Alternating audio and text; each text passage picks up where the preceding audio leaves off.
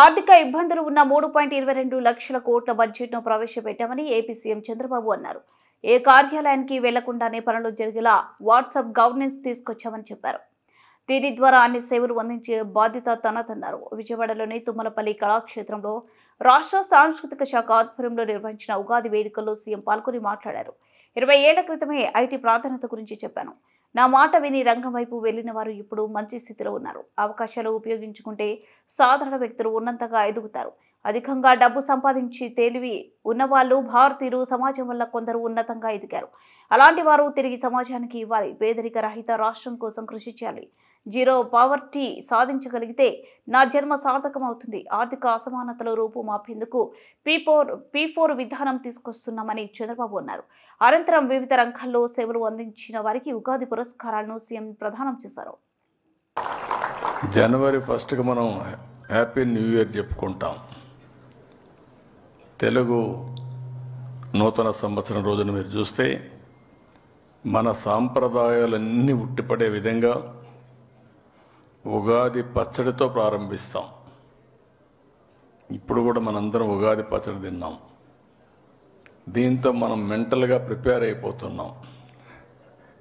కష్టాలుంటాయి, సుఖాలుంటాయి, అదృష్టాలు కలిసి వస్తాయి, సమ్టైమ్స్ దురదృష్టం కూడా వెంటాడుతుంది. అన్నింటినీ తట్టుకుని నిలబడడం చాలా అవసరమని మనకు మన పెద్దల నుంచి వచ్చినటువంటి వారసత్వ సంపద ఇది.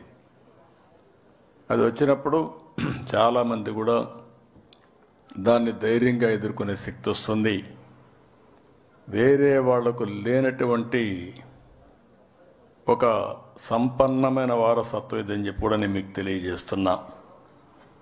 ఈ సందర్భంగా మన రాష్ట్రంలో, మన దేశంలో, విదేశాల్లో ఉండే తెలుగు వారందరికీ మీ అందరి తరపున ఉగాది శుభాకాంక్షలు తెలియజేస్తున్నా. ఈ ఉగాది ప్రతి ఒక్కరి జీవితాల్లో ఒక నూతనమైనటువంటి ఉత్సాహాన్ని కాకుండా ఒక మంచి భవిష్యత్తును ఇవ్వాల్సిందిగా భగవంతుని ప్రార్థిస్తున్నా.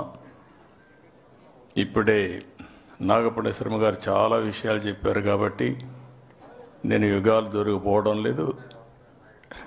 ఎందుకంటే అది కాంపిటెంట్ వారే.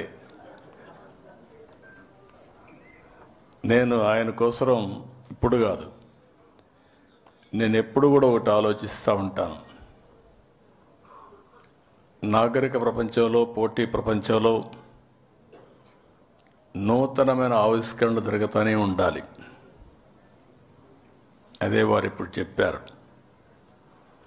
నేను హైటెక్ సిటీ కట్టాను.